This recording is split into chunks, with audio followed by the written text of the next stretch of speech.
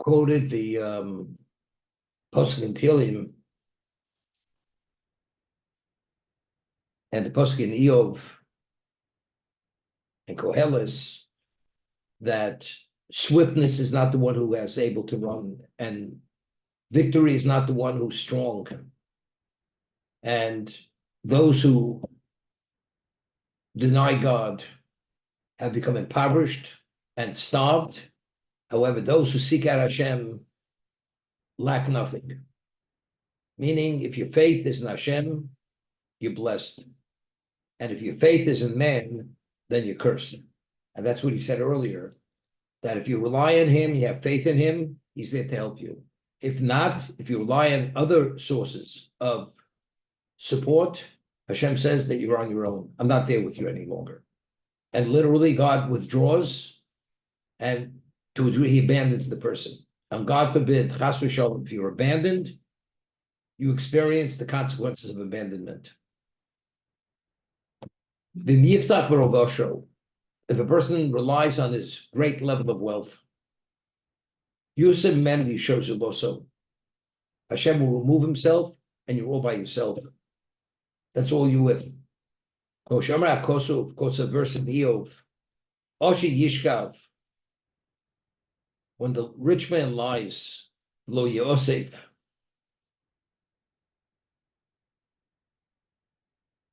Einov Pokach Ve'inenu. He says, he lies down rich and is not taken away from him. He opens his eyes and is gone. He lies down and he believes it's his forever. When he wakes up, everything's gone. Don't make yourself weary to become wealthy. Don't invest all your ability to become wealthy. And don't rely on your insight. You know it better. You know it all. I have the means. There's nothing beyond my ability. Don't make that mistake. Another verse of Mishlei. When you turn your eye away from it, instantaneously it's gone.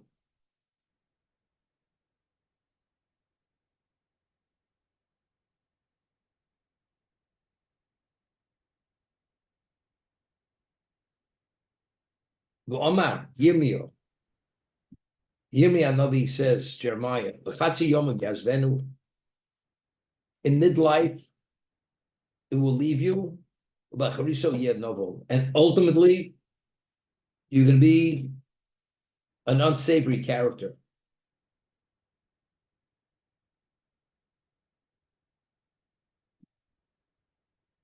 Your end will be in disgrace. That's what he explains Novel. O Simon Meno Hanosabo.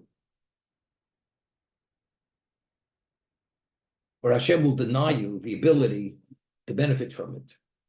As Shlomo says in Yirmiyah, God will not give you the ability to take control of it.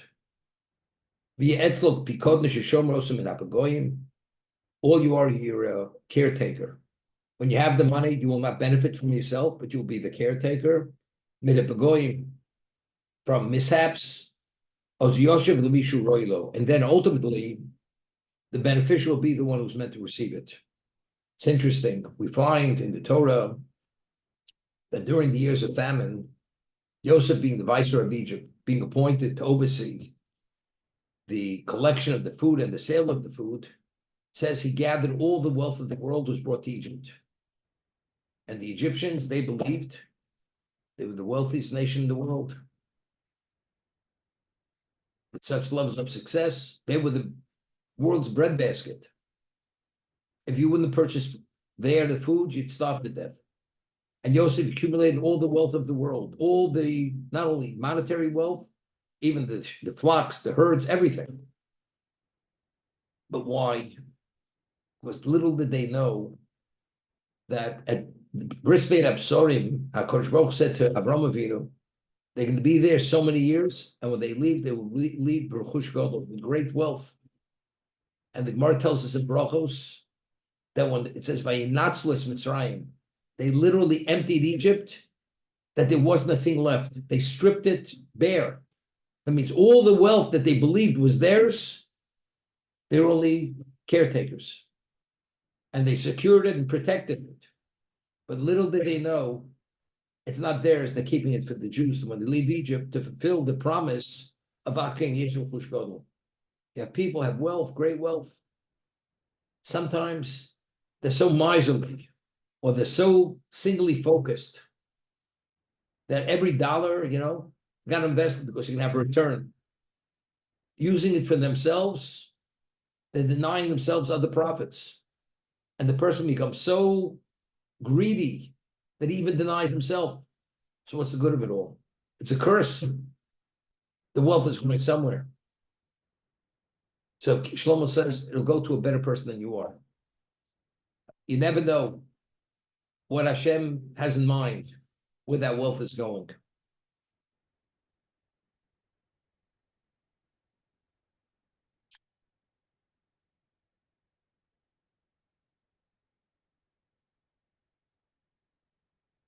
I'm going back now, probably about 59 years ago in Baltimore, in the old neighborhood. And there was a Jew, must have been then, going back a long time ago. He must have been close to 90. Very wealthy Jew. He was an old man, no longer had a wife. And he would show up one day a year in the yeshiva to say Kaddish on his yard site. Didn't wear tefillin. And his chauffeur, he had a black chauffeur and a black limousine Cadillac. He'd pull up to the yeshiva in an old neighborhood, and the chauffeur would walk in with him, holding him up, barely walk. And he would walk, he was so old, he couldn't keep his tongue in his mouth. His tongue stuck out of his mouth. And I remember he had a mustache, and he would say Kaddish. And afterwards, he would bring, when he came, he already had written an $18 check to give as a donation to the yeshiva, because they had a name on a plaque in memory of that person. And he would say Kaddish. So, and he had the check in his side pocket. And he said to the administrator of the yeshiva, do me a favor. I'm so miserly, I can't take the check out of my pocket to give you the check. But it's there for you. Just put your hand in my pocket and you give it and take it. You understand? The man had millions of dollars. The guy's 90 years old. He has 2 feet in the grave. You understand? He denies himself any level of comfort or benefit, but he has a chauffeur helping him walk down the street to walk him to say Kaddish. You understand? Hashem will give it to you. You'll have no control over it. You'll deny yourself. That's the reality. These people, I mean, I'm amazed. The Jews, they just had it written up. You have the 10 wealthiest people in the world. The wealthiest. The real 6 of the 10 are Jews. The wealthiest people in the world. Guy's worth endless amounts. One of them, with writing a check, they could solve and resolve many Jewish issues in the world: assimilation, Jewish education, many things, feeding the poor. But they don't do it. They know they're Jewish. They're labeled as Jews. The 6 wealthiest Jews in the world are part of the 10. What's happening? They're cursed. You know you're Jewish, but your sense of your Jewishness to help your fellow brother, it's not there. Not even supporting the state of Israel, even the secular state. Doesn't make sense? Doesn't make sense.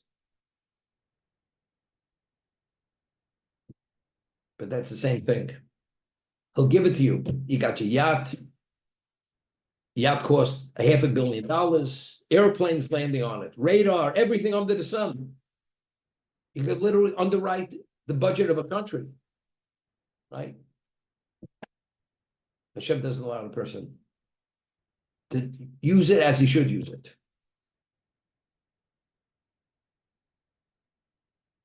But he has gold plumbing in his bathroom. And he has a powder room for his trophy wife not to be believed. You understand what this is all about? These people are cursed. When they die, I'm not saying where they're going. Only Hashem knows where they're going. But how do you not wake up? Over time writes, David Melch says, what is the lifespan of a person? Shivim Shalom, 70 years. Vim Vuros Shmonim Shalom. He says, when a person reaches the age of 60, you realize you don't have your whole life before you any longer. And if a person who believes in God and understands you're not going to live forever, don't you think you should be touched in a way to live more responsibly for your own self-interest as a Jew? But he says people, they're oblivious to it. They don't have that many more years, 10 years, 20 years. And even after that, even if you live, what's your level of functionality? But somehow, people don't wake up. That's what we're talking about over here. If you rely on your wealth, you rely on your employees, you rely on your contacts and your relationships, and you don't rely on God, God says, you're in it by yourself. Otherwise, God says, I'm holding your hand.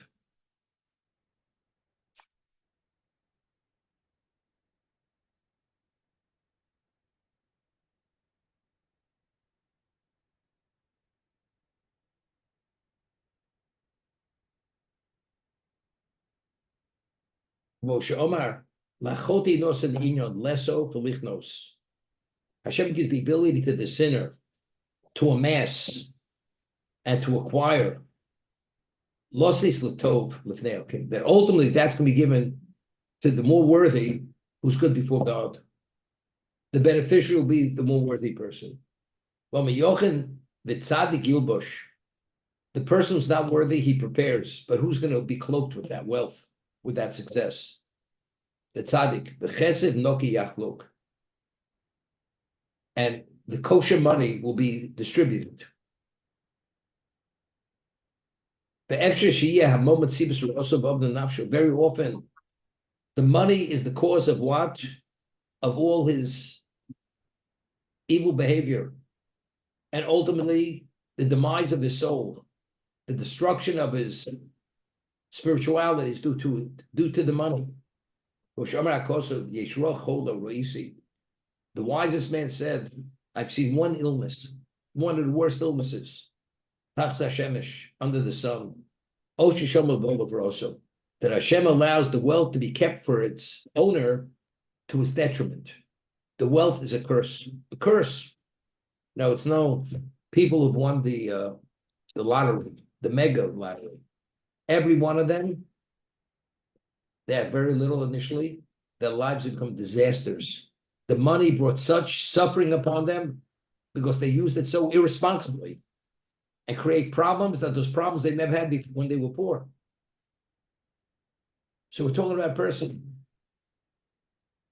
educated investor. He has all the top echelon funds who don't do his things. The wealth is kept him the Rosso, it's his detriment. Have you ever seen a wealthy person? Seriously. Wealth has nothing to do with necessarily how brilliant you are. So a person becomes a supporter of a yeshiva, significant supporter. And he supports, and the Rosh Yeshiva, the one who runs the yeshiva, makes certain decisions which are not to the liking of the supporter, of the benefactor of the yeshiva. And I'm not talking about he wanted to build a certain kind of building. It has to do with the material. He feels the boys should be given different kinds of shurim. They should be mentored differently. Since when did you become an expert in Torah? Before you had two nickels to rub together, you were a nice, humble person. You listened to the rabbi. You worshipped his words. All of a sudden now that you become so wealthy, all of a sudden you put the rabbi under the microscope. And now you're starting to check his tzitzis.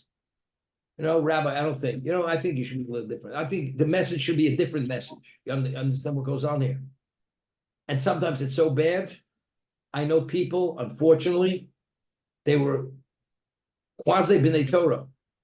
Today, because of their wealth, Every one of the children is not a Shomer Shabbos. And they themselves have become modern Orthodox Jews because of that one. It's to their detriment. Osha Shom Lebel V'Luroso. It's literally a curse. Like when Bilam wanted to bless the Jewish people, Hashem says, Lo mu'uktzach, lo midushach. We don't want your sting, we don't want your honey. Because you get the honey, it comes along with the sting. That's it. There's always the downsides. There's always the danger. There's always the detriment. Now you have challenges that you never had before because you have the wealth. Not going to record this. New York, over 41 years ago. Baruch Hashem, I was married at Siyata D'Shmaya, that I was very effective. I affected many, many people. So I used to go back to Baltimore and visit. And I used to meet people who knew me well. And they say, how many balabatim do you have? That's the way constituents were referred to, balabatim. In Hebrew, the word balabat means, how many bosses do you have? How many employers do you have? So I say, Mr. Glick is the one who brought me to New York. He asked me to come to New York, and we had this partnership. And they would say, how many balabatim do you have? I say, I have only one balabayas. HaKadosh Baruch Hu, he's my only boss.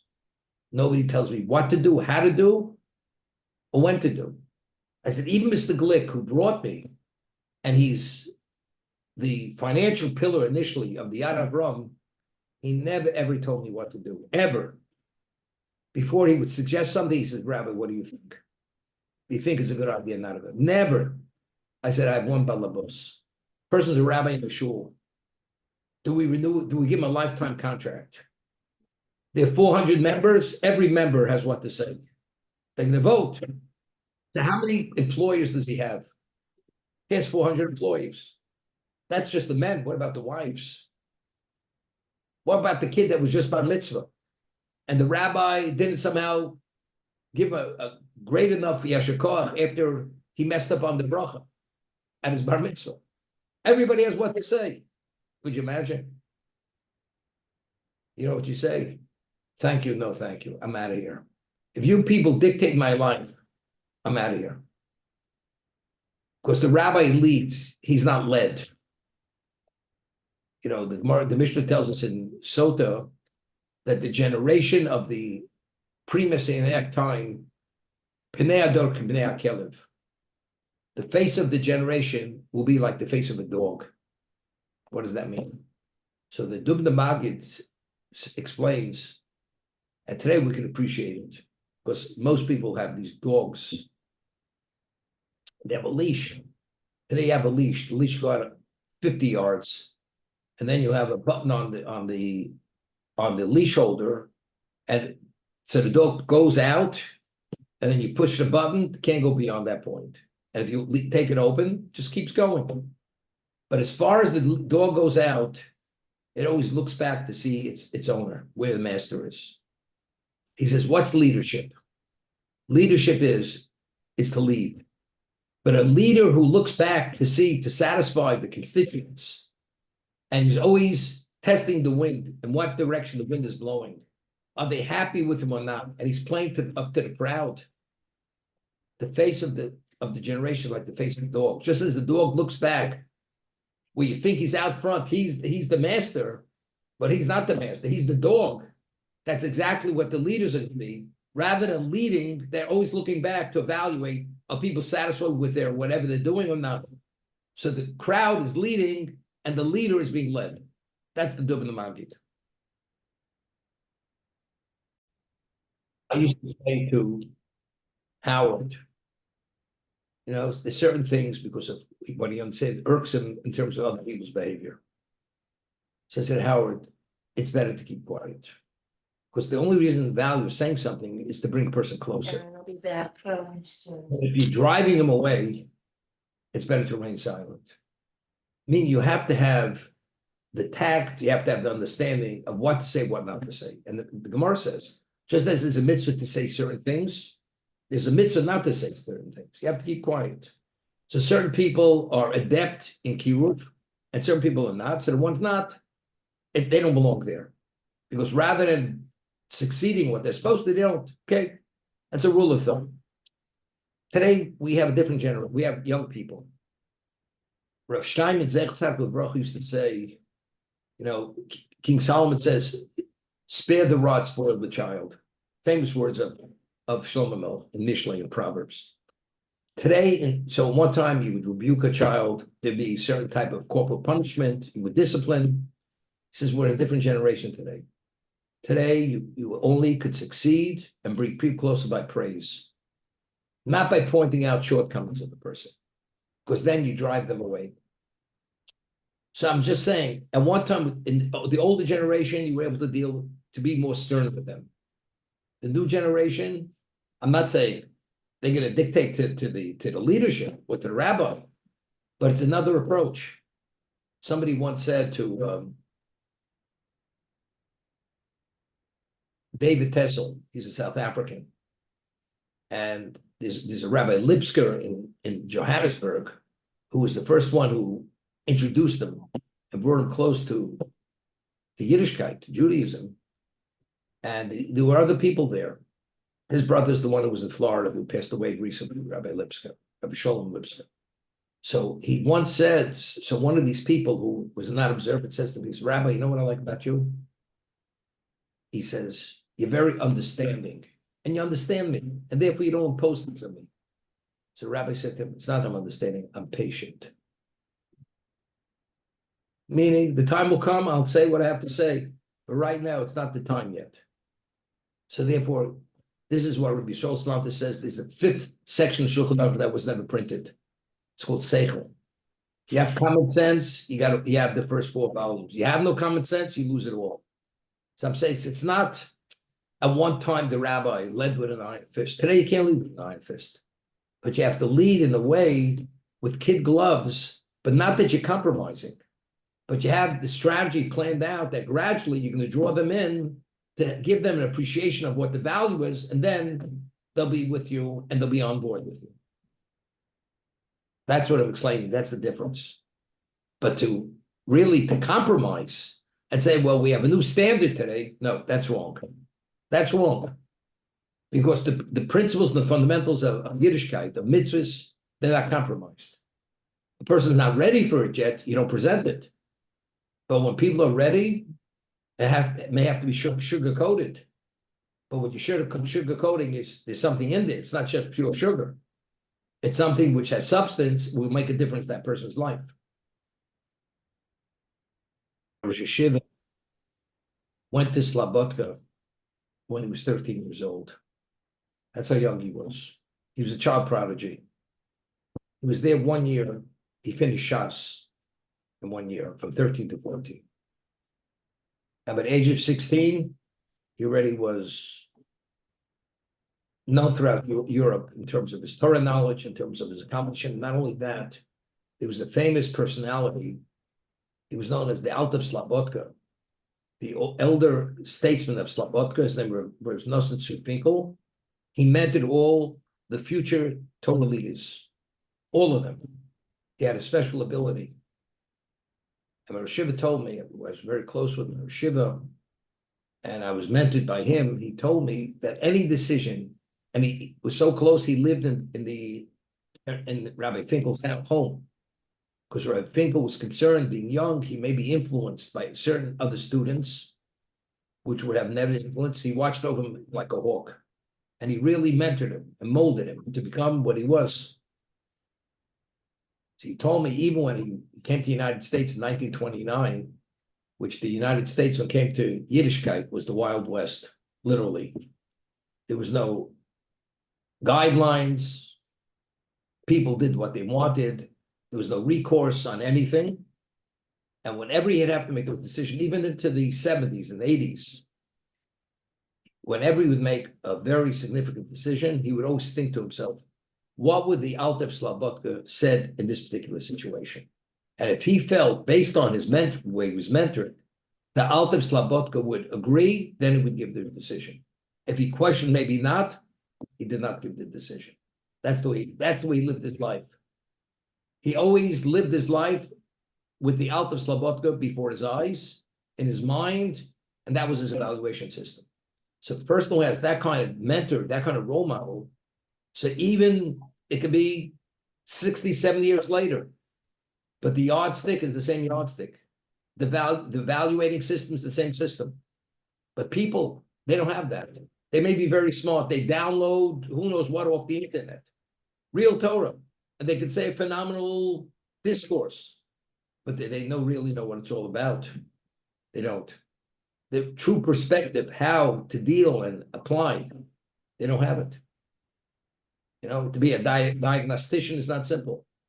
You have to be mentored. You have a certain level of experience, be exposed to certain situations to be that diagnostician.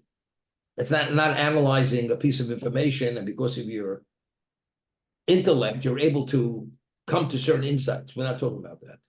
We're talking about application of information, how to deal with people, how to direct people, what leadership is.